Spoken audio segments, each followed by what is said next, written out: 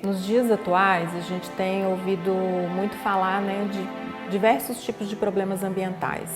Esses problemas ambientais, eles estão presentes, né, na nossa vida há muito tempo. Né? Um exemplo importante desses problemas ambientais decorre, por exemplo, dos rompimentos de barragem que aconteceram, né, na última década. E aí um dos maiores foi, sem sombra de dúvidas, né, o rompimento da barragem de Fundão em Mariana, né, que comprometeu toda a bacia do Rio Doce. E aí uma vez, né, acontecendo um desastre da magnitude, né, desse que eu estou citando, que acomete uma bacia inteira, né, é preciso pensar tanto em mecanismos para a recuperação desse ambiente, quanto no monitoramento, ou seja, em compreender se essas medidas para a recuperação do ambiente estão sendo efetivas. Né? Como é que esse monitoramento pode ser feito? Hoje é muito comum, né, que as pessoas que moram na bacia do Rio Doce falem, por exemplo, sobre a qualidade da água ou a qualidade do ambiente de modo geral. Né? E como é que isso pode ser medido? Qualidade do ambiente. Né? Uma das maneiras pelas quais a gente vai medir é fazendo análise de solo, fazendo análise da água, fazendo análise do ar. Né? Essas são algumas formas de se avaliar. Mas é preciso entender que o ambiente ele é dinâmico, né? Então, assim, os fatores ambientais eles estão sempre se modificando ao longo do tempo. Então, muitas vezes, o que a gente vê naquele momento não reflete, né, o que aconteceu no passado. Então, eu posso chegar em ambientes absolutamente iguais, né, do ponto de vista da qualidade da água naquele momento ou da qualidade do solo naquele momento e não entender ou não conseguir, né, a partir dali, saber como estão os processos que são importantes para o funcionamento de um ecossistema. Por exemplo, o processo de dispersão das sementes de árvores ou de outras plantas, né? Porque é a partir do processo de dispersão das sementes que os ecossistemas são naturalmente reflorestados, né?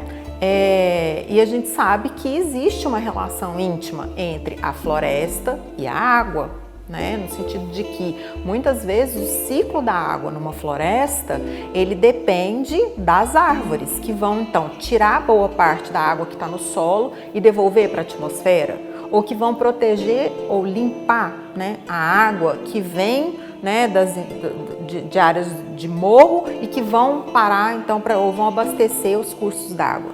E aí como é que a gente faz então para avaliar esses processos ecológicos, né? Uma das formas pelas quais nós podemos avaliar esses processos ecológicos é utilizando insetos, né? Por quê? Porque os insetos, eles são organismos que estão muito distribuídos nos ambientes, ou seja, eles estão presentes em muitos ambientes e eles desempenham funções muito importantes, né?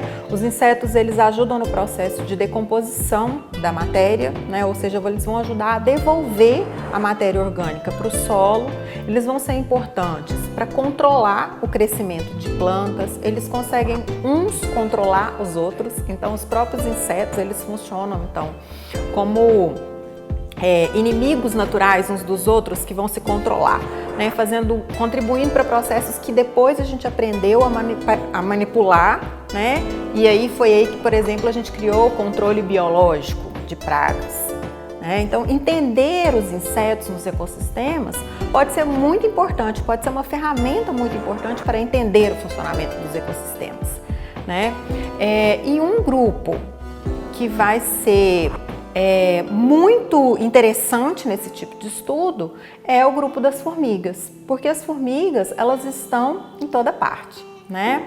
E elas são um grupo diverso, né? Muitas vezes a gente vê algumas espécies de formigas nas nossas casas e aí a gente acha que existem assim, aquela pretinha, a outra amarelinha, uma grandona e uma pequenininha. Então assim, seriam poucas espécies de formigas, mas na verdade não são, né? A gente sabe que hoje a gente sabe que existem mais de 13 mil espécies de formigas descritas. Né?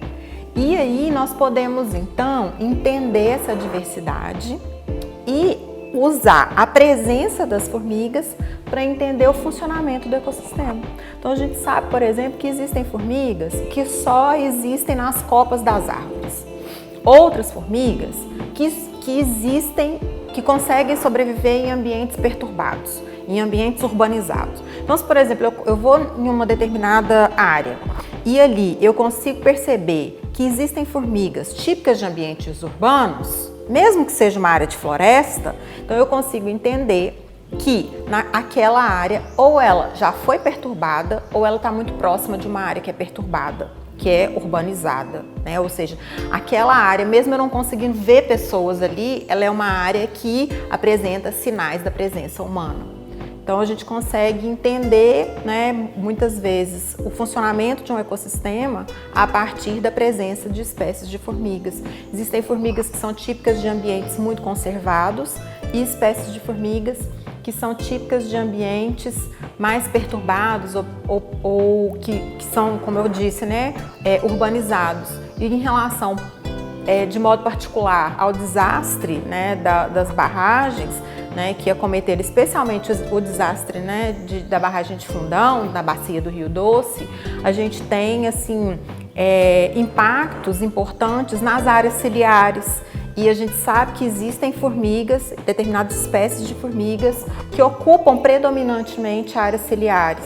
Então, a partir da diversidade de formigas, a gente consegue inferir o estado do ambiente. Mas as formigas, elas também podem ser indicadoras de biodiversidade.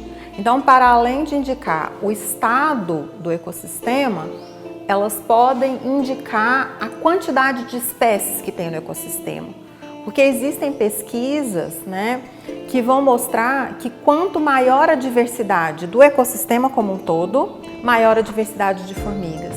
Então, tem ambientes em que eu não preciso ficar medindo todos os outros seres para eu saber que ali tem muito ou tem pouco dos outros seres, né? Porque a gente sabe que onde tem mais formiga, provavelmente vai ter mais plantas, vai ter mais aves, vai ter mais mamíferos, vai ter outros organismos. E trabalhar com formigas pode ser muito interessante, porque é mais simples, né? É mais fácil de amostrar. Os procedimentos em laboratório, via de regra, né, levam menos tempo de análise, né? Então, é nesse sentido que as formigas e os insetos, de modo geral, podem ser importantes. E é assim que a gente vem trabalhando. E, sobretudo, em parceria, né? Tanto da Univale, né, que é a universidade onde eu trabalho, quanto de outras universidades. Nesse momento, por exemplo, a gente trabalha em parceria com a Univale e a Universidade Federal de Ouro Preto e a Universidade Federal de Viçosa, né? Então, com pesquisadores, professores e estudantes de mestrado e doutorado dessas outras universidades.